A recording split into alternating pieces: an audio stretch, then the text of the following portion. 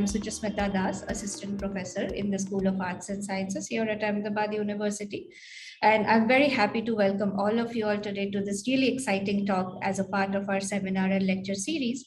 And the seminar and lecture series has become a platform for us to engage with eminent scholars from various disciplines, from various parts of the world, who have enabled us to enrich this intellectual community, not only within Ahmedabad University, but also with the society with which we are trying to consciously maintain relations and be embedded in. So we are really thrilled to have the renowned British mathematician and public intellectual, Dr. Marcus du Sautoy. He has done so much to make his subject matter accessible to those beyond his discipline. So as a university which is endeavoring to break out of the limitations of disciplinary boundaries, we are all particularly looking forward to learning from Dr. Sautoy today. He is the Simonyi Professor for Public Understanding of Science and Professor of Mathematics at Oxford University. He is the author of 7 books, including Thinking Better, The Art of the Shortcut, which is going to be the basis of his talk today. He is the recipient of the Royal Society's Faraday Prize and an OBE for Services to Science in 2010. For his promotion of mathematics to the public, he has received the London Mathematical Society Zeeman Medal in 2014. He was made a Fellow of the Royal Society in 2016.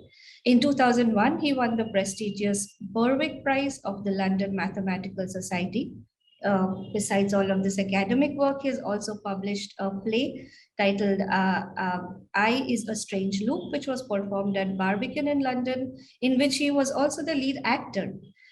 He has presented numerous radio and television series, including a 4-part landmark TV series for the BBC titled The Story of Math. In his lecture today, he will talk about the fantastic shortcuts that mathematics has come up with over the last 2000 years to make things more efficient and faster in different fields, be it the setting up of the initial cities such as Euphrates in about 5,000 years ago, to using calculus to determining the scale of the universe, to writing algorithms which in the present day help us find romantic partners. Shortcuts have thus played an important role in enabling human progress. So to a lot of us here who are non-mathematicians, he gives us a very fresh perspective to the discipline of mathematics. So we are looking forward to celebrating mathematics as the art of the shortcut with him today. And before we turn it over to him, he'll be speaking for 15 minutes, about 15 minutes, followed by a Q&A, which Sarthak Bagchi, my colleague, and I will moderate. But before I go over to him, I would like to invite Professor Patrick French, who's the Dean of the School of Arts and Sciences and Professor for the Public Understanding of Humanities, to say a few words. Thank you, Suchasmita. And we're really delighted that Marcus du Sautoy is with us today. We wished that it could have been in person, so we could show him the mathematical properties of the stepwells of Gujarat.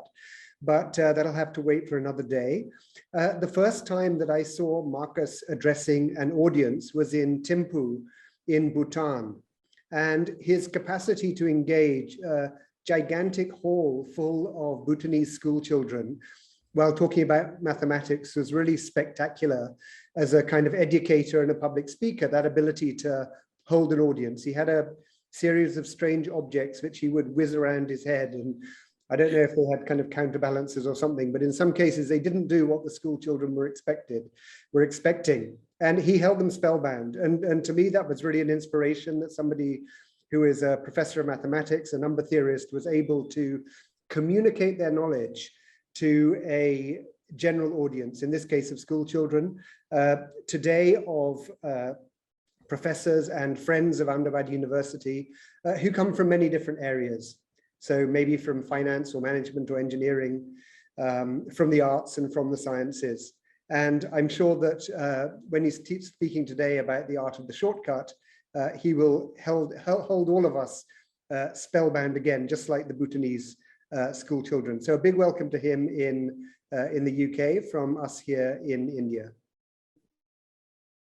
Great. Well, thank you for a splendid introduction. And Yeah, I look forward to next time being with you all physically rather than virtually today. But it's great to find a way to come and visit you in India today. I always love coming to India.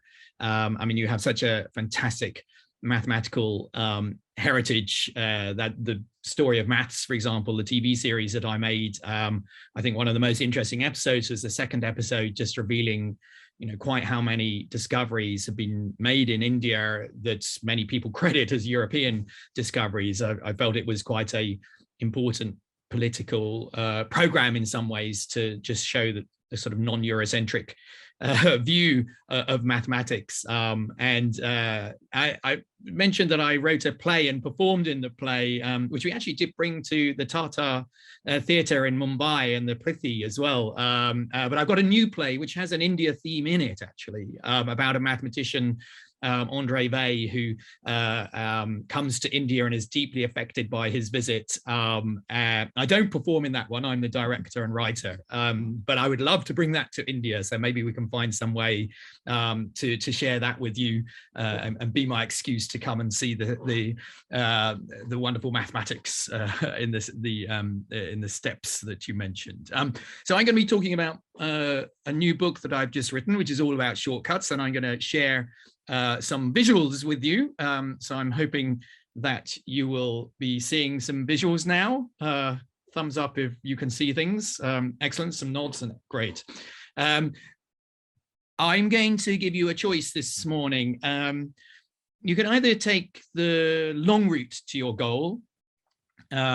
It's going to be a hard slog, very boring, perhaps a little bit dangerous, maybe some wild animals on the way that could prevent you getting to your goal. But I'm also going to offer you another choice, which is there is a shortcut to your destination.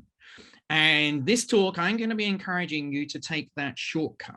And this is the subject of this new book, Thinking Better, The Art of the Shortcut. And what I want to try and convince you of is that my own subject of mathematics is actually the most wonderful collection of shortcuts that we've gathered over the last 2,000 years to help you to get to your goal, your destination, whatever it is you're trying to do. If you apply a mathematical way of thinking, it will often give you a way of just shortcutting the boring slog, hard work, the work you don't really enjoy doing to get to your goal.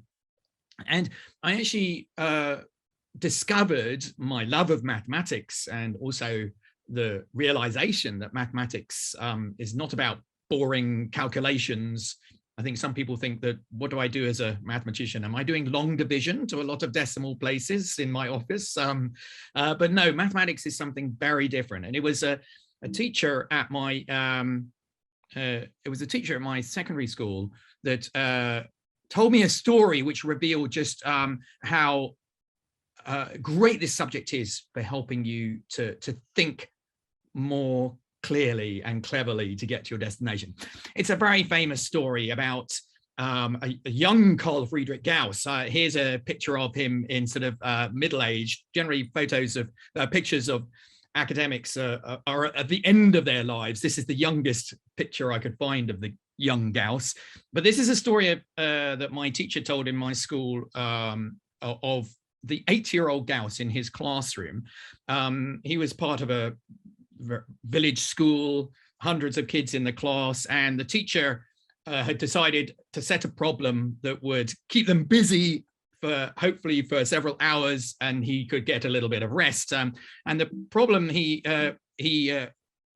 suggested was to add up the numbers from 1 to 100. So there's a long way to do this. What's the long way? Well, most of the students started off going 1 + 2, that's 3 + 3 + 6 + 4, that's 10. And, that's the long way to do this thing. It's going to take a long time to get all the way up to 100, probably make a few mistakes on the way.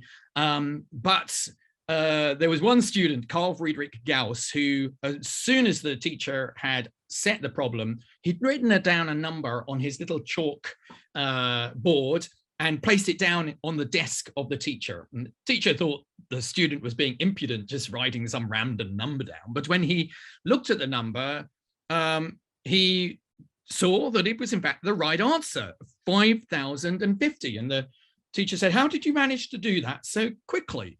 And the young gal said, "Well, I can see all my fellow students are just taking, one number at a time, but there's a shortcut in how to think about this problem, because if you add up the numbers in pairs, 1 plus 100 is 101.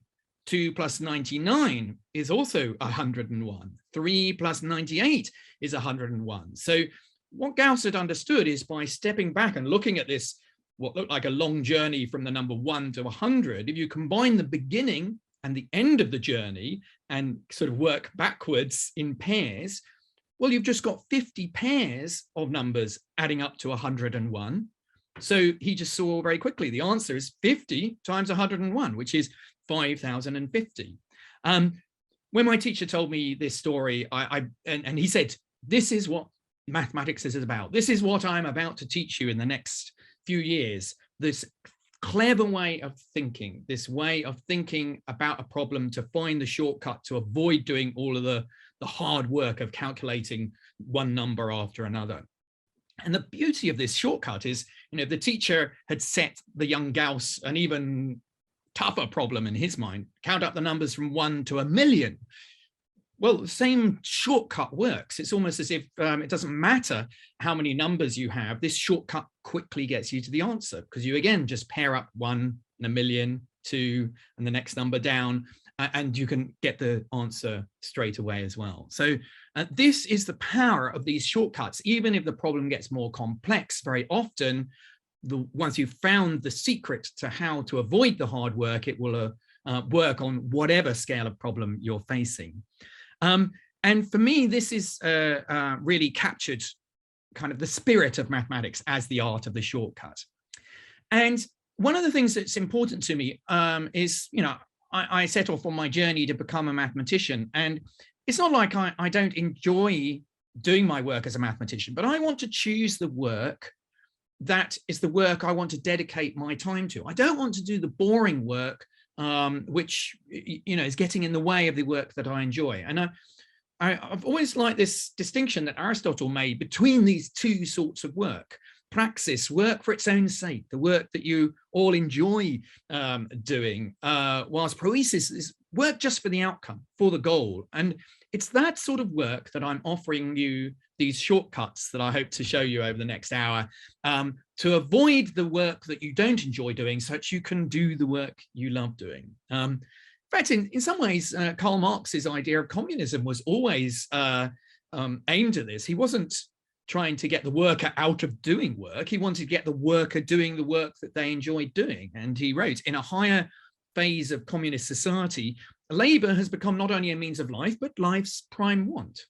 So these shortcuts aren't enabling you to stop working. They're trying to enable you to do the work that you enjoy doing.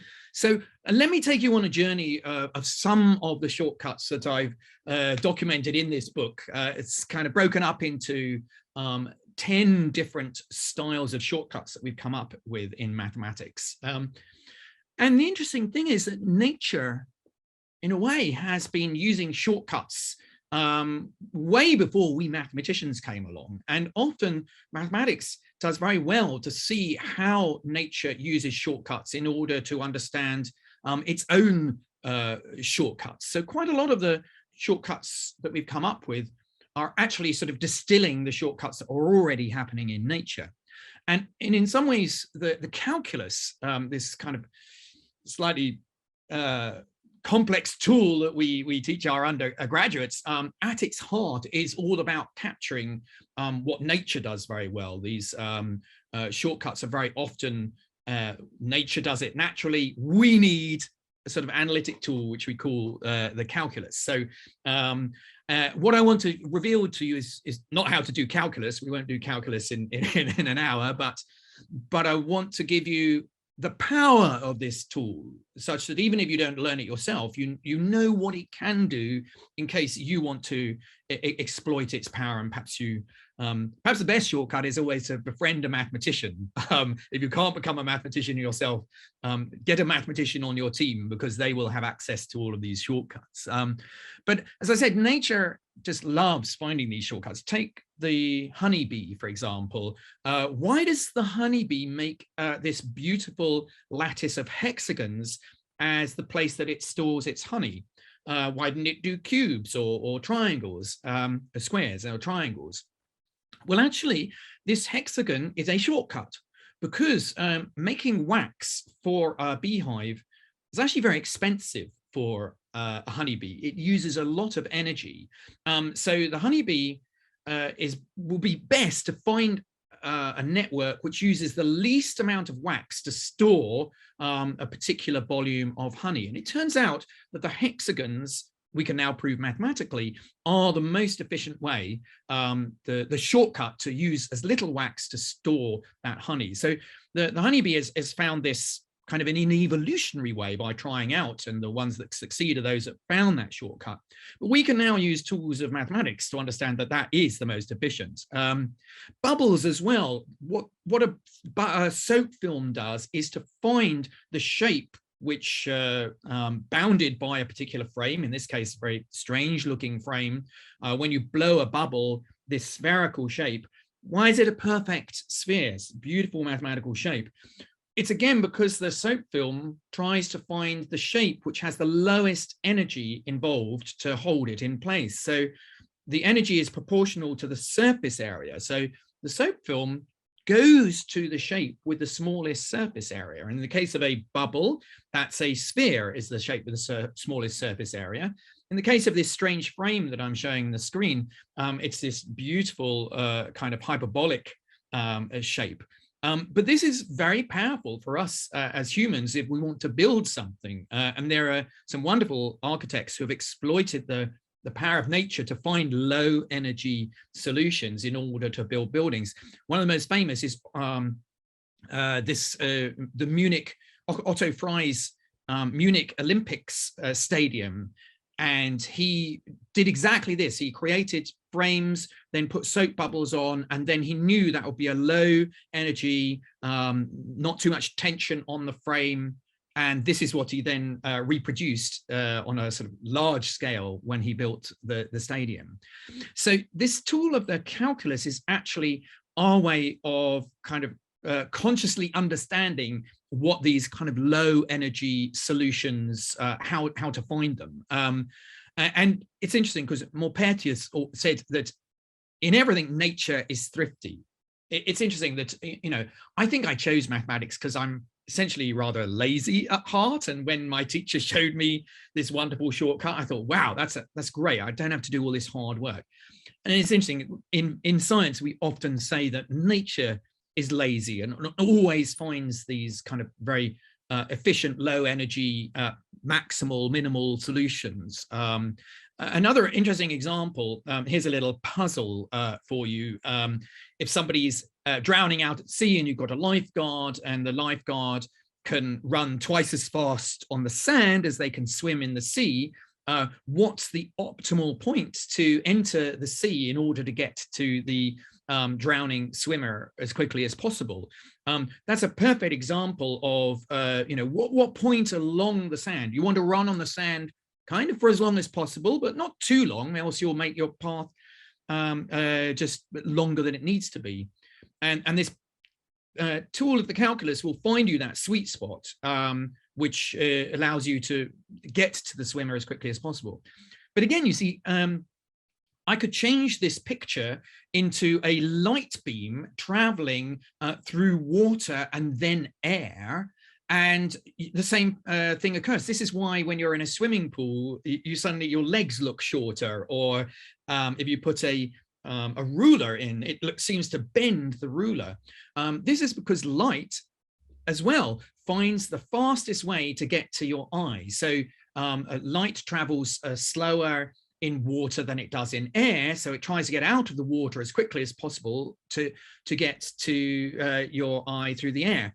And this is something mathematician Fermat understood, this kind of a way of getting efficiently. And it's kind of curious because, okay, I would use the calculus to find this sweet spot, but how does light actually find the fastest way? How does it know where it's going?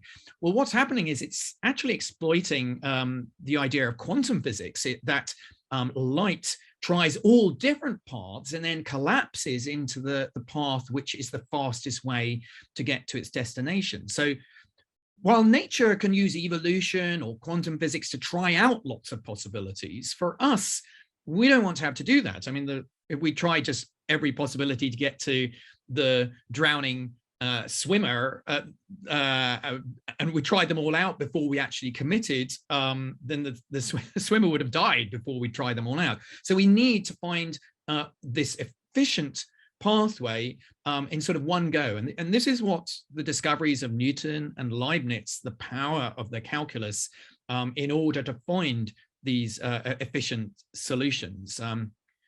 Another interesting discovery I made is that, we credit the calculus with Newton and Leibniz, but when I made this program for the BBC about the story of maths and we came to India, it was actually clear that the school in Kerala had some ideas of the calculus, probably not to find these kind of shortcuts, but certainly the power of the calculus to do get certain insights.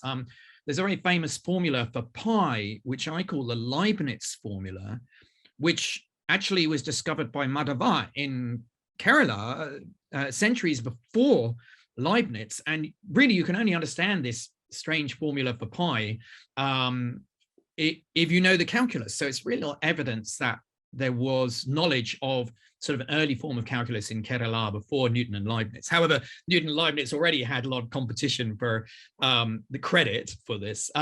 But for example, during Newton and Leibniz's time, there was this interesting challenge, which is what's the fastest curve that will get you from the top to the bottom as quickly as possible? So if you're thinking of making a roller coaster, the picture I have here, what would be the curve that would get you from the top of the roller coaster to the station at the bottom in the fastest possible way? Is it just a straight line between the two, or maybe a quadratic function? The answer was quite surprising when the mathematicians at the time applied this tool of the calculus, which says, okay, now let's look at all possible curves from the top to the station at the bottom, which is the fastest one. They came up with a very strange curve. So it's actually the curve that a bicycle wheel makes. If you put a pin on a bicycle wheel and wheel the bicycle wheel along and just mark out what the shape is that the pen marks out as you wheel the bicycle wheel. If you turn this curve upside down, this turns out to be the curve which gets you from the top of the roller coaster to the station in the quickest way possible. And something rather counterintuitive is that actually the curve goes below where you're trying to arrive, because the idea is the curve uses the power of gravity to speed up the train and doesn't mind it slowing a little bit as it comes into the station, because actually the extra speed it's got from a fast descent compensates for a slight slowing down as it arrives. So a very counterintuitive answer that calculus, this shortcut to find the fastest way, the most efficient way, the least energy way, is very good at doing. And of course, modern engineering, economics, many different settings where you're trying to find what's the sweet spot between supply and demand. The calculus will tell you what the price of your product should be in order to maximize your profits, for example. So this is a very, very powerful tool, and sort of tapping into the fact that nature is a great shortcutter too. Nature is a sort of mathematician at heart, I think. So I would say that's one of the most, for me, one of my favorite shortcuts. But there are lots of others, and a very important shortcut in our modern age is shortcut to understanding data, because we are inundated with huge amounts of data. This is the data age, the age of big data. The amount of digital data, for example, we're producing, it's just almost overwhelming to understand what are the messages inside there.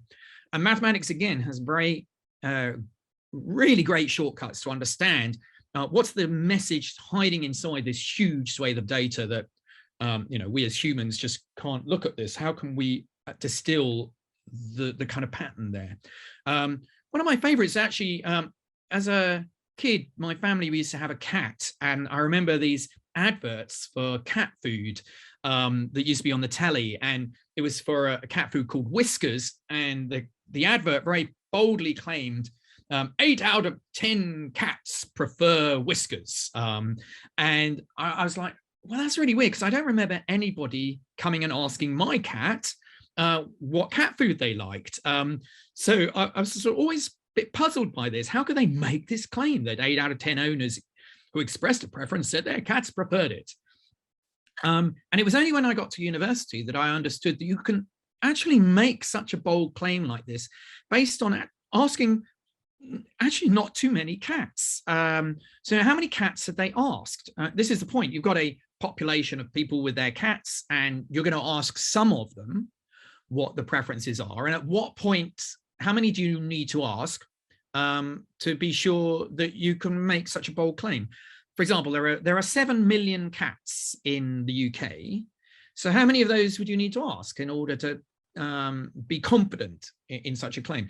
Turns out to be really small. So, for example, if you're happy to have a bit of about 5% error either way, and your sample 19 out of 20 times is representative of what happens in the whole population, then it turns out that you only need to ask just under 250 cats to have that level of confidence that 19 out of 20 times you're going to be within 5% of the true value in this population of 7 million cats. And I think that's very surprising and an important thing to know, that how much data can you get away with looking at in order to be able to know what's happening in the larger population. And the point is that the way that this sample would cover, you have to look at all the different possibilities of how it could cover and prove that the optimal is just under 250, that 19 out of 20 times the way that that's arranged over the whole population is within 5% of the true value. Of course, you can be biased and pick out the 250 which don't like Whiskers at all, but that happens very rarely if you do this truly randomly. So for me, that's one of the important messages. How much data do I need to look at to understand the message hidden inside there? But the introduction also promised you that mathematics would be the shortcut to wealth and love in your life. And actually, there's an interesting way that mathematics can help you in trying to assess, if you've got to make a choice amongst a huge population about something you're going to opt for. For example, if you're trying to choose a partner for life, and you start going out with people from school maybe, and you've got to make a decision about when do you commit. Maybe there's somebody even more wonderful out there. Should I commit now, or should I wait and see whether there's something better out there? And this is actually a very classic kind of challenge in many different walks of life. And there's a wonderful game show called Deal or No Deal, which is you have 26 boxes, for example, and inside the boxes are sums of money. And you get to choose boxes one after the other. But once you've moved to a new box, all the boxes you've seen up to that point are thrown away, and you've got to come up with a strategy to try and find the box with the largest amount of money in. But this version I'm going to tell you of this game show, you don't know what the money is inside this. In Deal or No Deal, there's a box with up to $1 million in it. But in general in life, you don't know kind of what's out there. You don't know what flats are available, what restaurants there might be, what partners for life. So in this game, you've got like 26 boxes, but you don't know what is in any of the boxes. And you have to sample enough to get a feel for what the boxes have inside them, and then come up with a strategy to say, when are you going to commit to a box and take the prize there? Or are you going to go on all the way till the end to try and see if there is $1 million in there? And it turns out the strategy, how much do you need to sample in order to be able to get a good sense of what's in these boxes before you commit. We just celebrated Pi Day 2 days ago, the 14th of March, 3.14. That's probably mathematics is #1 number, but the probably second in the kind of top 10 list of mathematical numbers is a number we call E. This is also a bit like pi. It has an infinite decimal expansion, so it's 2.71828 and goes off to infinity. But this number turns out to be the key for the strategy to sample enough of these boxes before you commit, or sample enough of partners for life before you commit. So it turns out that what you need to do is to look at 1 divided by E proportion of all the things that you want to look at. So that turns out to be about 0.37. So 37%. You need to look at 30% of the data, 37% of the data. So in the case of those boxes, I need to look at like 37% of the boxes. And then the strategy is to choose the next box which beats all the boxes that you've seen up to that point. Now, this, of course, won't guarantee you that you'll find the box with the greatest prize in it. But it turns out that 1 in 3 times, if you apply this strategy, it will actually identify for you the box with the biggest prize. And this is the optimal, again, you're looking for that sweet spot. You don't want to look at too few or too many. It turns out 37% is the optimal to get you the best chance, which is only 1 in 3. Anything else will get less chance to find the perfect partner for life, or the box that wins you the prize. So you have to go out there and look at 37% of the women, men available, and then once you've seen those, you then opt for the woman or man that beats everyone you've seen up to that point. But on your marriage night, please don't tell them your workings out that you used in order to find the partner. That's not romantic. So I think there are some wonderful shortcuts, and these are just a couple of them, about how to look at data. The other kind of powerful tool, I think, in trying to understand a problem is often drawing a good picture. And I think in mathematics and science more generally, the power of a good diagram to distill the essence of a problem is one of our most powerful shortcuts. And this is an interesting shortcut because it borders on actually cutting corners. So this is quite important because usually if you say shortcut, quite a lot of people think of that as a bad thing. They think, oh, a shortcut, you're not doing the thing properly. A shortcut to building a house is that, you're not putting stable foundations in or something. So I want to make very clear that my shortcuts, I want you to genuinely realize your goal. And it isn't about cutting corners and doing something badly. However, sometimes it is about throwing away information which isn't important. And a diagram, I think, has that quality that what you're trying to capture is not the whole complex problem, but the essence for the problem, so you can see sort of the wood from the trees. And I think one of the most powerful and one of the first examples of the power of a diagram to express what's going on in data was a very important diagram. It was created by Florence Nightingale during the Crimean War, and she used this diagram, which shows the diagrams here. They're called the rose diagrams. These are detailing the causes of death during the Crimean War. And what Florence Nightingale discovered, the diagram on the right is the first year that she was there, April 1854 to 55. And the red deaths and the black deaths are deaths due to warfare, but the majority of deaths were these blue petals, which are just caused by bad conditions in the hospital. I mean, things that could have been avoided, but it seemed more soldiers were dying when they were brought into hospital than they were dying out on the battlefield. And then at some point, the government sent a sanitation committee to the Crimean, and they flushed out all of the sewers underneath the hospital and cleaned up the hospital. And you can see the mortality rate on the diagram on the left. Suddenly, once the hospitals were cleaned, deaths suddenly plummeted. And when Florence Nightingale went back to England, she wanted to try and persuade government to take seriously sanitation in hospitals, that it really wasn't understood that this was a killer if you didn't clean things up.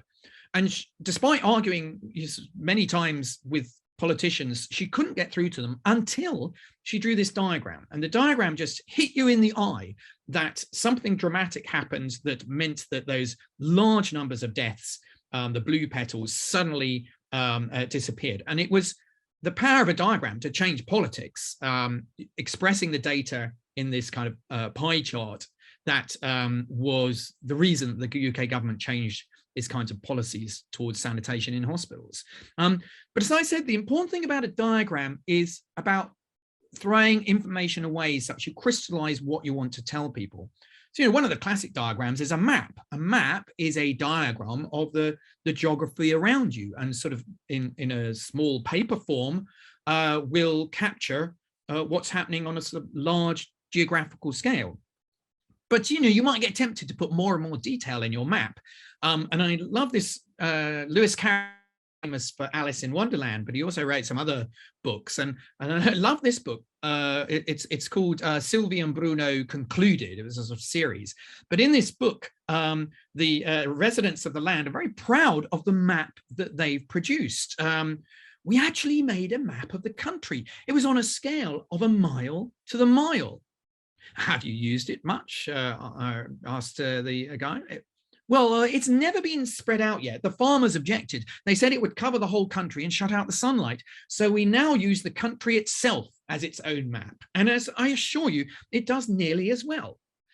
And this is the importance about throwing away information. There's a lovely Borges story as well, which has the same idea, that somebody produces a map which is one-to-one and then is useless because you might as well use the land itself if you're not throwing away things. So this is somehow important, that a diagram must throw away information. And time and again in science, it's been the power of a diagram to crystallize complex information to a simple picture, which has helped us to make progress. So Copernicus, his sun-centered solar system, wonderful book, hundreds of pages, but the one thing which just persuaded everyone was this diagram where he puts the sun at the center and the planets around the sun. Now, it's not actually a physical representation of the solar system, because the planets have ellipses, they have different sizes, but that wasn't important. He just wanted to give the message that, look, it's the sun at the center of our solar system, not the Earth. Any chemist will be very used to lots of letters with lines which capturing the structure of a molecule, in this case, benzene. And for particle physicists, every particle physicist's blackboard is covered in these kind of lines which express particle interactions. And this is actually a shortcut to very complex mathematical problems of path integration, which mathematicians are finding really difficult and physicists to navigate. But it was Richard Feynman who came up with these little diagrams. He said, I think these express what we're trying to do. And now these are the tools, these diagrams used all the time. But you have to be careful with diagrams. And time and again, when data is being turned into diagrams, people can do some very sort of fishy things which convince you that one thing is happening when actually it's not. So you need to be very skilled at reading these diagrams quite often. So here's a classic case. This actually occurred in America when they were talking about what the impact of tax changes would be under the Bush administration.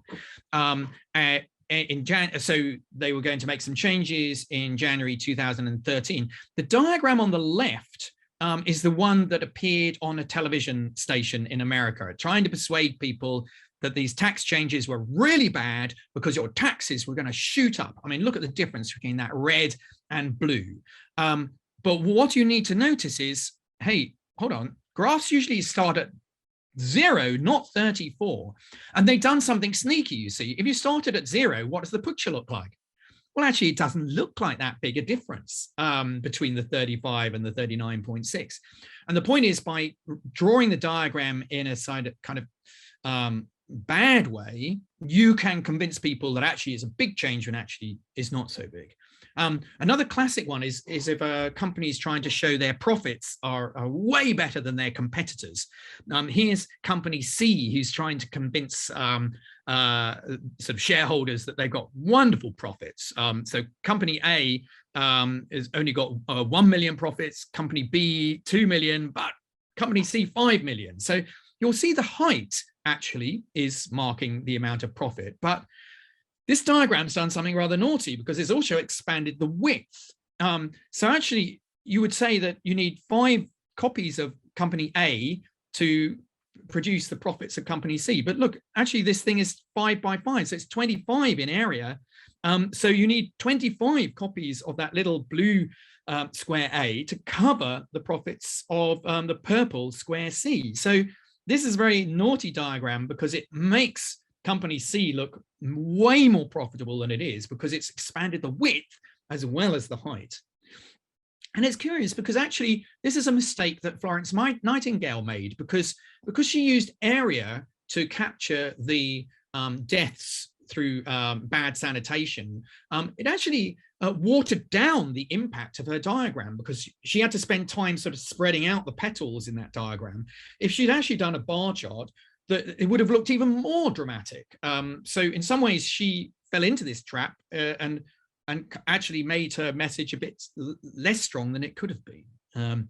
So I think the power of a diagram, choose the right way to picture your problem and you can actually find a fast way to solve it. But you need to be careful with these because they can cut corners and can lead you astray. So these are dangerous shortcuts sometimes. I think the other big problem that is facing modern society as well as data is navigating networks, because we live in such a networked world, the internet, our social networks, the city network. Knowing how to navigate from one place to the other in a network in the most efficient way is really important. I mean, take Google, for example. The internet is absolutely, immense. And how does Google find the website that you are looking for just from your entering a few words in a search engine? That is a power of amazing shortcut that Sergey Brin and Larry Page learned when they were mathematics students, which is actually something called an eigenvalue of a matrix. A piece of mathematics, it doesn't look like it will help you to shortcut your way around the internet, but this is, turned out to be a very profitable shortcut for them and for us because we enjoy using it. One of the best examples of using kind of the mathematics of networks to understand shortcuts, I think started in a little problem that was posed in the 18th century town of Königsberg, which Königsberg it was in northern Prussia. It has a sea, the river Pregel, which comes into the village town, then goes out to the Baltic Sea, but it goes around this island, and there are 7 bridges. And there used to be this challenge: could the residents cross all of the 7 bridges once and once only? So every Sunday afternoon, residents would go out and try, this time I'm going to find the path which crosses all of them.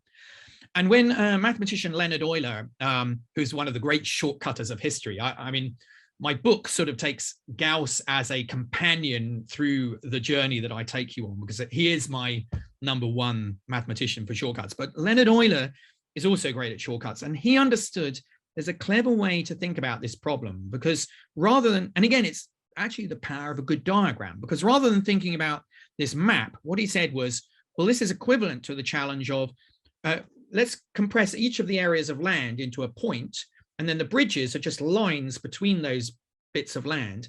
And the challenge is actually, can I draw this picture, this little map, without taking my pen off the paper and without going over a line twice? That's essentially what the challenge of Königsberg was about.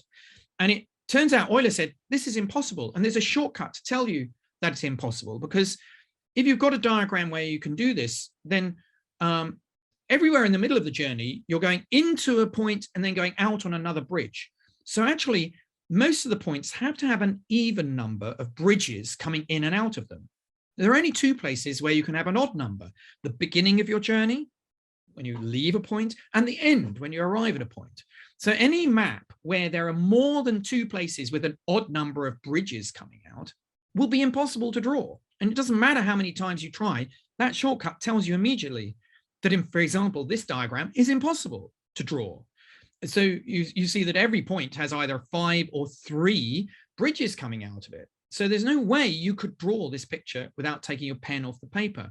And in the same way, it means that that map, it isn't possible to navigate. Today, Königsberg is not called Königsberg now. Actually, it's been a little bit in the news because it's called Kaliningrad. It's a little exclave of Russia. You have to fly out of Russia and back in to visit Kaliningrad. During the Second World War, a lot of the bridges were bombed. A few survived. A few have been replaced. There's a now dual carriageway which runs through the over the island. You can actually get off the dual carriageway and walk down to the island. But if you look, there's now 7 bridges again, but they're arranged in a different way. You can cross the railway bridge, and it turns out, and I've been to Kaliningrad actually on this TV program that we made, and now you can walk the 7 bridges of Kaliningrad. That it's possible to do this network because when you draw the picture, turns out there are only 2 places with an odd number of bridges coming out of them. So you know you can navigate this. So using the power of mathematics to look at a network and understand whether it's navigable or not, rather than trying all the possibilities, to use this shortcut, I think it probably one of my favorite shortcuts actually. And I mean, one of the other curious thing is when networks actually have shortcuts to get from one place to the other. You might have heard of this thing called the 6 degrees of separation. This is the discovery that seems like our social network has the property that if you choose 2 people randomly across the earth, that you can actually find 6 friends, so I find a friend of the first person, and then the friend of that friend, and then the friend of the friend of the friend. And it turns out that you can always find a way to connect 2 people with 6 kind of friendship handshakes. That's quite remarkable. And it turned out to be a property of our social network. And we now understand that many networks have what we call this small world property. And the key to this, we understood mathematically, is that networks have this property if they have a lot of local connections. So I know a lot of people here in Oxford, my friends in London, but I also have friends like Patrick living across in India. And it's these long range connections combined with a lot of short range, which mean that we have these networks where you can get from one place to the other in just 6 steps. And that's really important for a network if you know that you can get from one place to the other so quickly. One of the other places that this happens is in the brain. The brain is a network produced with neurons and synapses connecting those. And it seems the brain also has taken advantage of this, lots of local and a few global connections, in order that you can get from one neuron to the other in, for example, 6 firings. This is actually a picture of Gauss's brain. So I take you on a journey from Gauss at school right through to Gauss dying and leaving his brain to the anatomy department in Göttingen, where he was a professor. And they were very intrigued. Is there a secret to why he was so good at maths and such a good thinker? And it does seem like the way his brain was sort of folded did seem to be folded more than most people's, and maybe he was enabling connections, more connections than the kind of average human brain. One of the other things I've done in this book, as well as being a celebration of mathematics as the art of the shortcut, I was also intrigued to talk to people in other professions about whether they had shortcuts, whether their shortcuts were anything like my shortcuts, or whether they were new shortcuts that I could exploit in my own work, or whether their discipline didn't have shortcuts. So, for example, I talked to Brent Hoberman, who's an entrepreneur, set up a company called lastminute.com.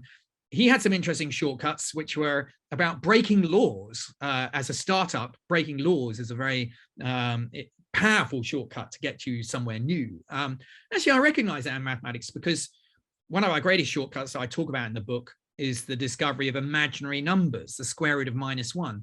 That essentially was a shortcut that we created by breaking a rule, which is that, well, square roots, negative numbers shouldn't have square roots. But then we broke that rule and came up with a kind of an amazing new amount of mathematics. I talked to Robert McFarlane, who's a walker, a hiker, and I was interested, surely a shortcut is not what he's after. He wants to spend a long time in the countryside walking up a mountain. And we had a very interesting conversation about, he wouldn't want to take a helicopter to the top of a mountain. He loves spending the time walking.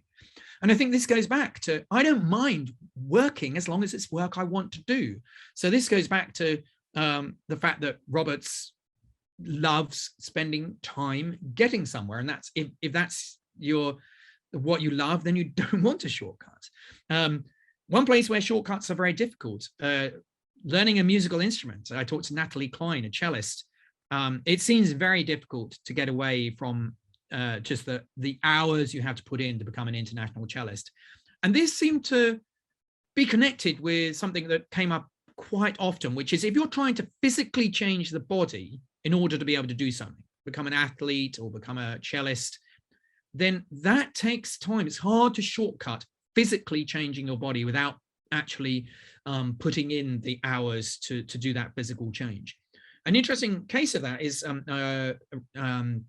Susie Orbach, who's the last picture here. She's a psychologist, and again, the brain very often takes a long time to rewire if you've had trauma in the past to be able to shortcut dealing with that trauma. But there are shortcuts in therapy, and I have a whole chapter dedicated to the importance of, for example, cognitive behavioral therapy, which is sort of understanding in certain circumstances that the algorithm that you have in your brain has a kind of bug in it. And if you can lift yourself above, identify that bug, then actually with a remarkably few sessions, you can sort of do the rewiring consciously to be able to avoid falling into the trap that sends you into depression. So a lot of exploration of other disciplines as well in the book. But I'm going to end actually with the last chapter is about how mathematics can sometimes show there are no shortcuts. Sometimes that's important. You need to know when there isn't a shortcut because you don't want to waste your time trying to find it. And one of the classic examples is something called the traveling salesman problem. So this is where you've got a network, but now you've got distances between the points on the network. And the challenge is to find your way around all the points in the shortest possible path. This is actually a map of Glastonbury, the music festival here in the UK, which I always do a mathematical gig at. And I always enjoy trying to go around the map, trying to get to every stage in the shortest way possible. We would love a shortcut, an algorithm, which would find you the shortest path. But we think this is a sort of problem that you cannot avoid the hard work of just trying every single possibility until you find the one that's shortest. The classic one is a traveling salesman problem. And in fact, there's $1 million prize for anybody who can either find a shortcut or can prove there are no shortcuts. You can't avoid doing the hard work. And so that's interesting that maths can sometimes be powerful to show you there are no shortcuts. But Gauss, I think, captured for me just the power of the shortcuts. He seems to have a finger in every single shortcut I talked about. But he also, in his own life, what he loved doing was finding the shortcut to get on to the next problem that he wanted to dedicate himself to. So, my shortcuts are all about finding my way to interesting problems that I want to work on. And so I love this. He said, when I have clarified and exhausted a subject and I turn away from it, that's not interesting to have done the journey. I want the new journey to go into the darkness again. And so I hope the shortcuts I've explained to you, and perhaps you'll read if you buy the book, will help you to get to those boundaries of knowledge so you can see the darkness and sort of venture out to find your own shortcuts to solve the problems that you're engaging in. So thank you. That's the end of my shortcuts to shortcuts. Thank you, Professor Sautoy. This was a really wonderful and illuminating talk. So we have about 20-25 minutes for questions. So if you can raise your hand, then we can start taking questions. So why don't we start with Kaushik? Kaushik Jana, can you unmute yourself?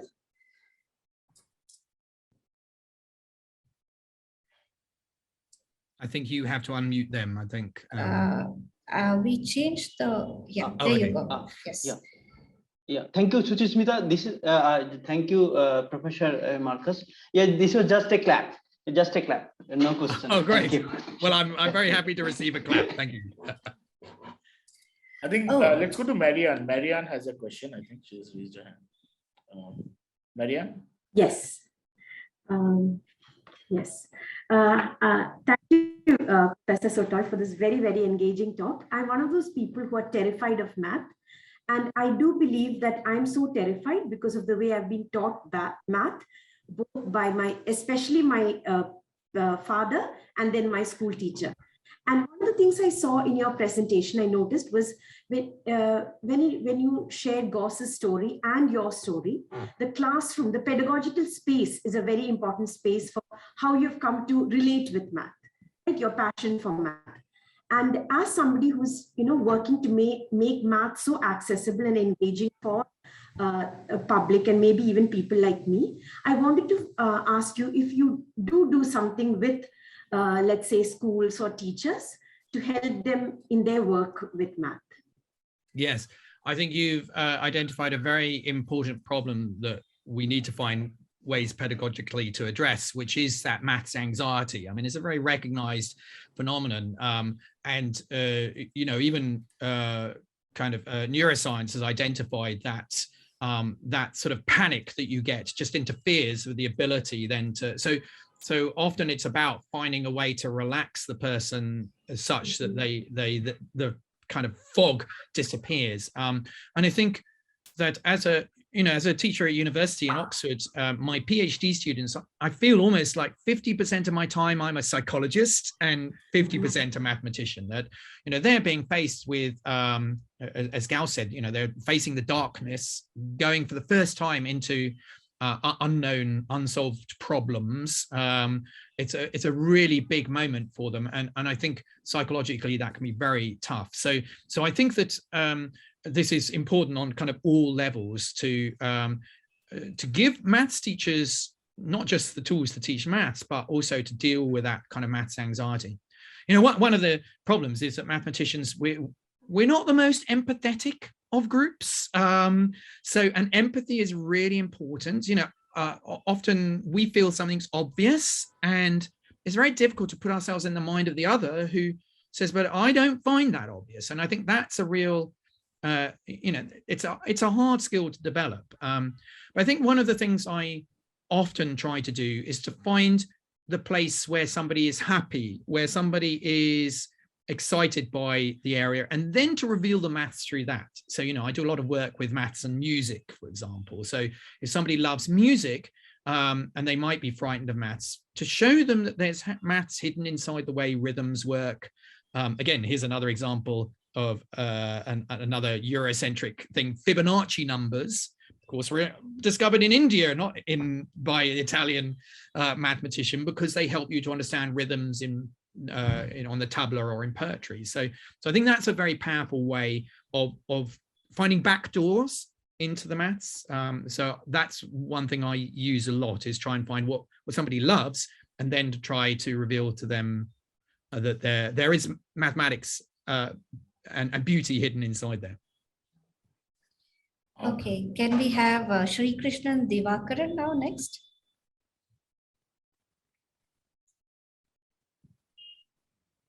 Very nice motivation in terms of bigger audience. My question is in terms of the transitioning between the discovery of shortcuts and the use of shortcuts. So that means a lot of times what happens is the person who discovers, we don't know how much of the challenges and how much of the unwanted things effort goes in. So I want your thoughts about it, so that eventually we want, in whichever field in terms of problem solving, we also want people to discover shortcuts rather than not just use shortcuts. Yes. That is one. And second thing is, which you at the end pointed out about the hardness See, a lot of times what happens is the complexity.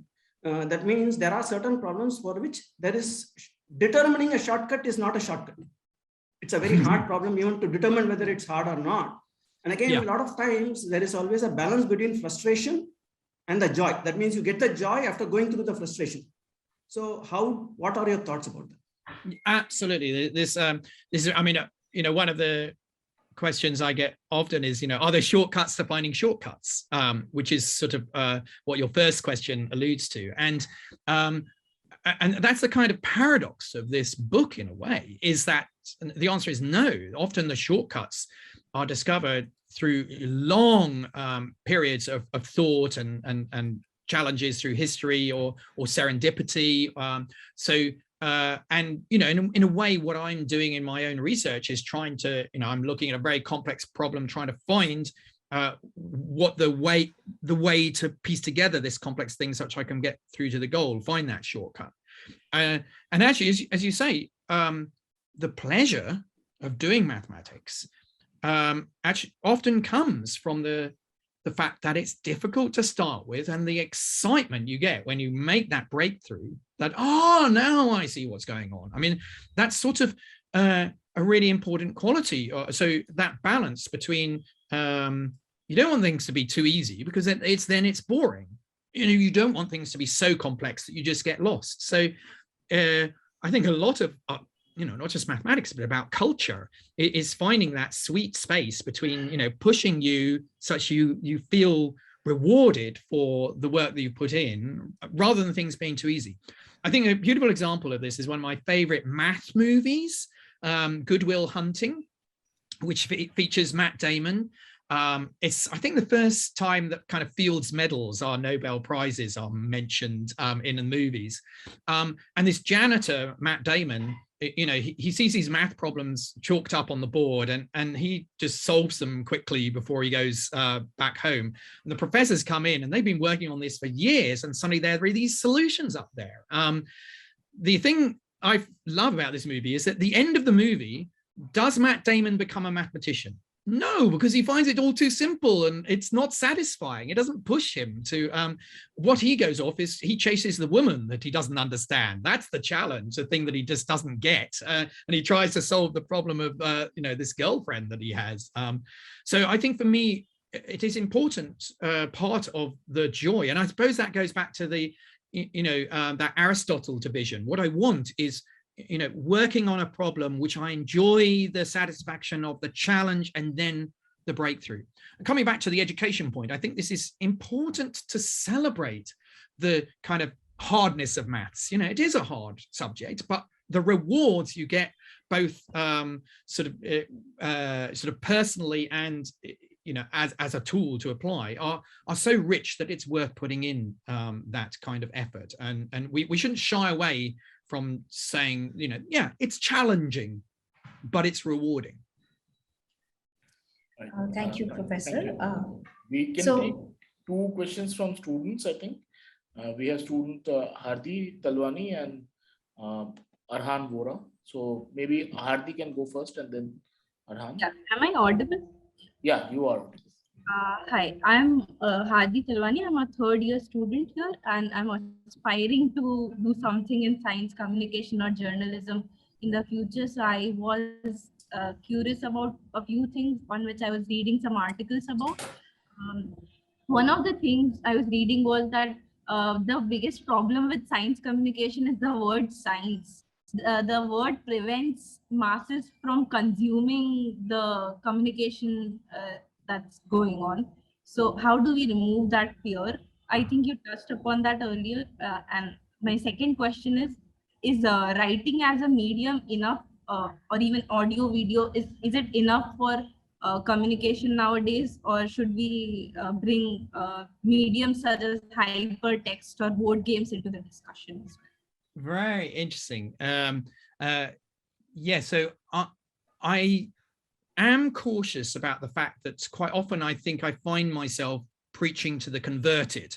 So exactly, if you have science in it, you'll get all the science nerds coming along, and they're already on board. I don't need to persuade them about the importance and beauty of what we do. So I think you're you're right about just identifying, that word science can just divide people, and the, the humanities students as well. It's for the scientists. I do.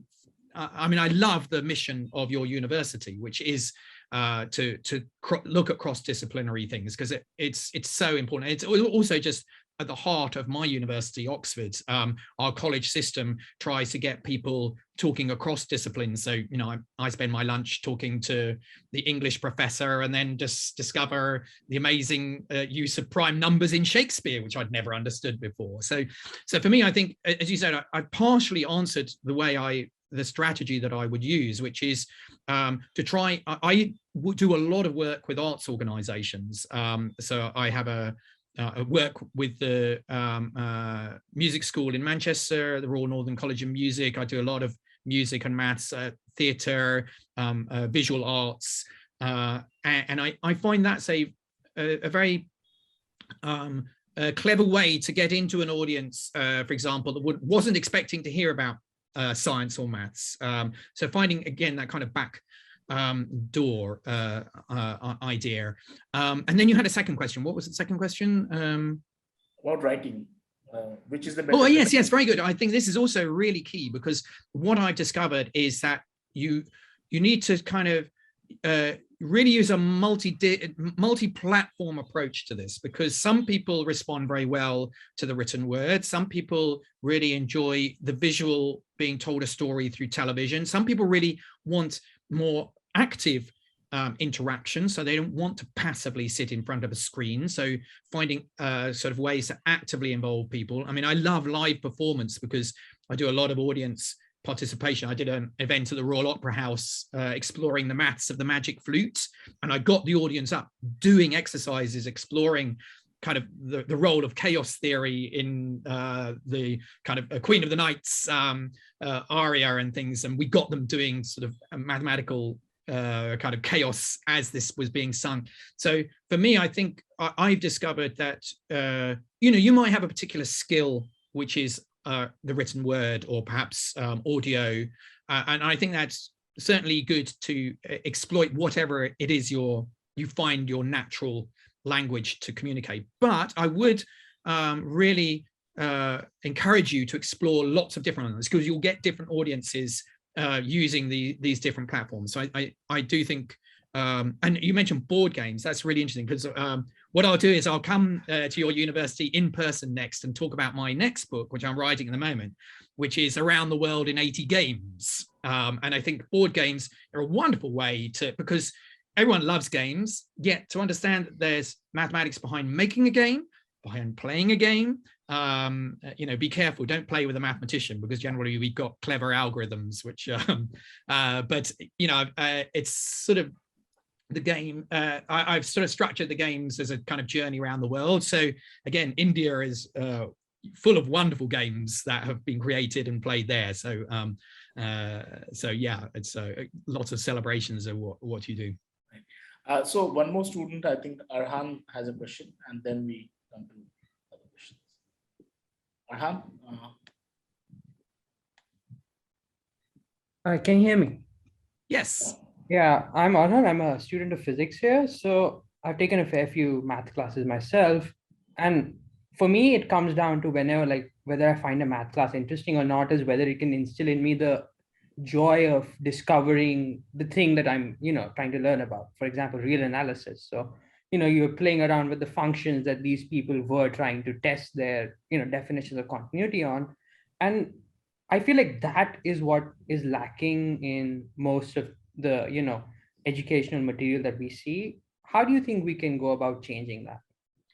Yeah, I totally agree with you. I mean, I think there's often too utilitarian approach to mathematics, that maths is going to be useful for something. And certainly I think school mathematics suffers terribly from this. But I agree with you, even university mathematics. I felt I hadn't seen a really good story until about my third year at university in Oxford, when suddenly something really exciting happened about the way that these things were put together. And that seems a shame. And I often compare it a bit to learning a musical instrument. If you were only allowed to play scales and arpeggios and you never heard any real music, and you did this for years and years, you know, you'd give up doing the learning. But this is Lockhart's statement about it, right? Mathematicians lament. That's also what he talks about in his. Right. Yeah. I mean, exactly. I think so.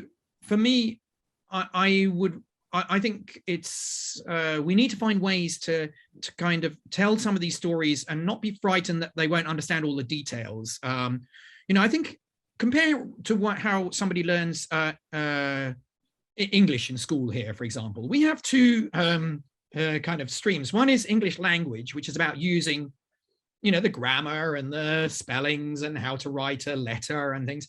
But the other course, they have English literature, and they get to read Shakespeare and romantic poetry and 1984. And I sort of feel like, why don't we do this in maths? Why don't we have a like utilitarian course, but also a course which celebrates the different infinities that exist, how to see in 4 dimensions, Fibonacci numbers, prime numbers. That's not in any curriculum because nobody thinks it's going to be useful to you when you go out into the real world. But actually, those are our stories. Those are the wonderful things that we should be celebrating, and everything else is kind of giving you the power to understand those stories in more depth, and maybe able to make your own stories. So I think we sort of got it wrong at the moment with maths education. I think you kind of highlighted it. Every now and again, you get shown something. You get, yes, that's why I love this thing. Why don't you show me more of that? Thank you, Professor. So let's get Patrick first, and then we'll go to Bhargav, then Alok, and then Joey. Thanks very much. So I had a question which came out of what you were saying in relation to 6 degrees of separation and the idea of the interconnectedness of people across the globe. And I just wondered, is that in the process of changing because of the way that we are now able to connect up with people who a generation or two ago, it would have been very complicated to know. I thought of this question because of receiving a message this morning from somebody who grew up in the United States, who's originally from Ahmedabad, who was at a conference at a university in Texas, and said, how about we co-teach a course between Ahmedabad and my own institution, which is in Brazil, and somebody else at St. Andrews, because I'm really interested in social network dynamics. And I think it would be really good to do it between 3 universities in different places. So I just wondered sort of mathematically, is the nature of networks transformed by technology? And do we need to think of maybe 3 degrees of separation or something like that? It's very interesting you say that, because they've done an analysis of, for example, because it's so much easier. When they first did these experiments in like 70s or something, they were physically sending letters between people trying to find this connection. But now we can just analyze quite quickly what the friend links are on a network. And you're right, on social networks, you're looking at about 3.5 degrees of separation now. But I think we need to be very careful about excluding the parts of society which have engagement with the digital world and those which are still left out, and just making sure that we don't always talk about those that have access to digital technology. I mean, obviously it's getting more and more with mobile technology. But there's something very interesting, because I talk about as well some interesting patterns. I mean, one of the other shortcuts I talk about is patterns, but there's some interesting work about the patterns of cities and what happens as you scale up a city, for example. Because in a way, this is sort of what we're doing. We're creating almost as if there is no global network. We're all local now. That it doesn't matter if you're in Brazil or India. Are we just creating a hugely connected local network?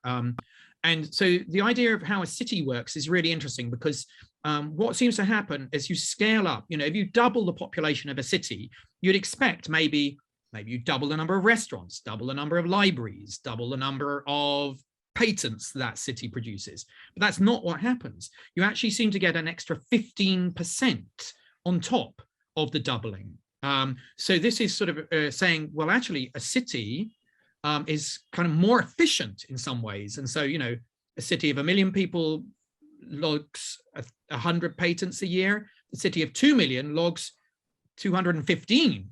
I mean, even salaries, you know, the same job being done by 2 people, you get an extra 15% in the city, which is got, you know, the double the population. And this seems to be something to do with the way the network of a city works. And that is something a bit two-dimensional in some ways, because again, you know, you have the local people around you and then a few people across the city. And it seems to be the nature of the network of connections in a city has this property of just creating an extra 15%. But what I've seen is that actually, as we create a sort of digital world where, you know, the dimension restriction of two-dimensional city plan is not so constraining, where actually, if you look at the social network, it doesn't matter how you layer everybody. We're in a sort of very high dimensional. There seems to be the potential in there, for example, to kind of break out of the physical restrictions of the dimensions of our living spaces to almost create, you know, the metaverse is not three-dimensional. It's hugely higher dimension, and that has the potential for us to exploit things which happen in higher dimensions that don't happen if you restrict yourself to a physical engagement on a three-dimensional planet. Thank you, Professor. So maybe we can take Bhargav and Alok's questions together, and then Professor can answer that. Bhargav. Hello. Yes, we can hear you. Yeah, so there's no question here, just compliments. I've been your fan since I saw the story of maths when it was telecast in 2008. So congratulations on the book as well. And I teach a bit of statistics and data visualization. And I totally love when people talk about the power of diagrams. So very inspiring talk. And also I would like to recommend the book to our library and the students. I hope it is out, or maybe whenever it is. So I'll do that for sure. So thanks Great. a lot for this talk and inspiring us. Thanks. That's wonderful. Thank you so much for your compliments. Yeah, thank you, Professor. It was such an engaging talk, and I myself do mathematics, number theory, and I switched my career from engineering to mathematics. So it was a long journey, and so I really enjoyed your talk. My question is about math education a bit. So for gifted students, do you think there should be a separate, classroom, especially in schools? And just to complement this part, there was an experiment in Soviet Russia, USSR in 1960s, where Moscow State University, they initiated this project where school students were taught by university professors. So there were lectures, there were no fixed curriculum. This was all, discovery, like graph theory, for example. So they will just give some definitions, and these students will derive those results and then present them like it happens in a graduate school. And Paul Gomarov and some great Russian mathematicians were involved in that. So do you think there's some value in those kind of things? I'm very nervous of that approach. I can see the benefits of bringing very bright mathematicians together, especially exposing them to some of the bigger stories. But and we have a similar project here in the UK where they're trying to create sort of specialist math schools, which are bringing all the great kind of students in maths together. But I am nervous of us losing out on some things. First of all, again, coming back to the spirit of your university, which is, I've so benefited. Mathematics is a very creative subject, and you need to be exposed to ideas outside of mathematics. So I think it's really important, if you're going to do that it's not at the exclusion, for example, of the creative arts. I mean, we have a dreadful problem in this country at the moment about education being all about generating wealth and the creative arts being sort of marginalized as kind of an added extra if you can afford it. You talk to any scientist or mathematician, that's been a very important part of their upbringing and has stimulated their creativity. So I think it's very important, if you're going to do that you don't exclude the other things. The other thing is that I also think that a mixed ability environment can also be very powerful for the good students as well, because it's sort of about flipping the classroom. Because what I encourage, even within my undergraduates, there are different levels, but there's something very powerful educationally about getting a student to explain to another student how to do something and understanding why they don't get it. For me, there are 3 levels of understanding something: when I get it, when I can explain it to somebody else, and then when I can write it down and it has to live on its own in a journal. And I think the power of getting a student, and often, the very good mathematics students often find it difficult to articulate ideas, this kind of, so encouraging the use of language, and sometimes, with another student.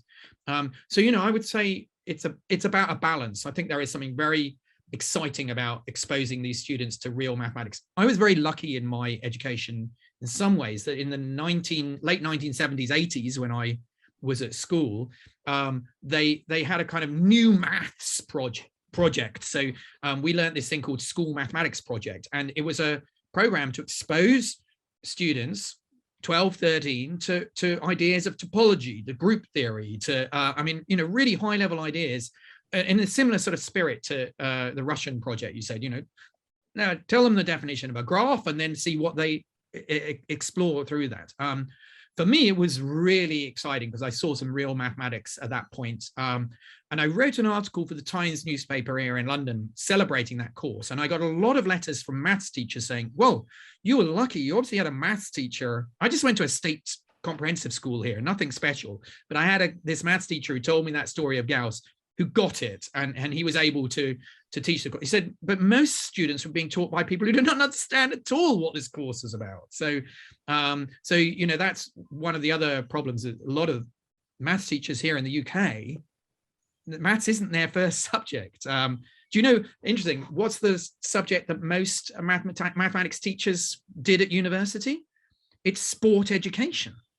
It's like, because they get a little bit tired, they can't run around the rugby pitch, football pitch, and they get, oh, well, but we need a maths teacher. Would you be able to teach maths? You're hobbling on your kind of dodgy knee, and so they move to maths. So it's a little bit the blind leading the blind sometimes. I think we have time for one more question, probably with Joey, a philosopher asking a question on mathematics, perhaps. Okay, yes. Thank you. So thanks for the very fascinating talk, first of all. So I was struck by what you'd said about the mountain climber who you talked to, and the fact that, they said, I don't want to take a shortcut. It's precisely, taking a shortcut would sort of defeat the purpose. So and then also you said that your next book is going to be about games. So I'm wondering about whether you're familiar with this book by a philosopher known as Bernard Suits. So there's a book called The Grasshopper, Games, Life, and Utopia. Really wonderful book. It's actually written in the form of a dialogue between the ant and the grasshopper from Aesop's fable. And what Suits tries to do in this book is provide necessary and sufficient conditions for being a game. Those who are familiar with a little bit with the history of 20th century philosophy will, know that Wittgenstein famously, in a passage in Philosophical Investigations, had said, you can't do this. It's what we call the family resemblance, right? There's no necessary and sufficient conditions. There's just various similarities, but yeah, we can't give a definition in this sense. Yes. So Suits, in the form of a dialogue, actually presents a definition in this book.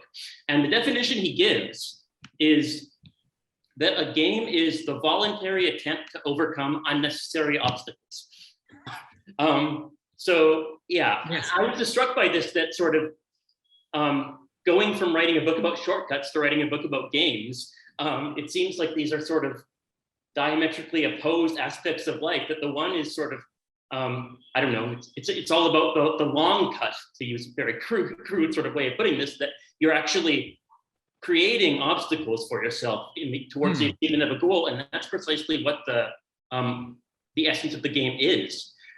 So yeah, for one, partly I just wanted to sort of plug this book, which is not very well known, but should be. Both is a really philosophically rich book, and also it's just really nice to read. So even if you don't like to read, academic philosophy books, I would recommend it to everyone. But anyhow, yeah, I thought it was fascinating that sort of these would be two topics that you would treat in succession, because I think in a way, it's sort of two different poles of human life. Yeah, it's very interesting. I mean, I love that section in Wittgenstein, which is sort of highlights that every time you try and pin down what a game is, there's always something that's in there that shouldn't be. And so yeah, I mean, there are some very classic books of the 20th century sort of, but I don't know this one. So thank you for that. But I think sort of what I would say is that, you put some artificial constraints on by creating the game, let's take snakes and ladders or something.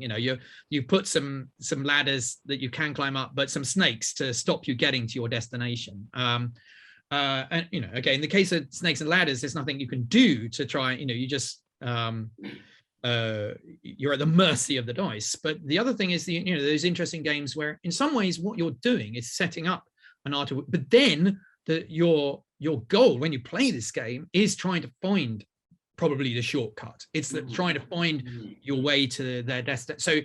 So I think it's quite interesting that it's a sort of exercise in setting up a system which then you analyze for its the efficient way through, and that's partly the celebration of the book. Is it's a sort of anthropology of games, but the reason a mathematician is writing it is because often I think what's very challenging is what makes a good set of constraints, and that for me mathematically as well. So, what sort of conditions on a structure produce something that's incredibly rich in examples of it, or if I put too many constraints, there's only a couple of there are only two things which satisfy them, and it doesn't become interesting. So there feels to me like the sort of maths I love, which the axioms for a group, for example, are very simple, yet group theory is one of the richest parts of mathematics, what I do for my research. And I think the quality of a good game is you don't want the instructions to be so complicated you can't understand. I have games that I've brought from my family, and we just despair by the end of page 76 of the rule book that how do we play this game? The beautiful games are those that have very simple rules but have complexity in their gameplay.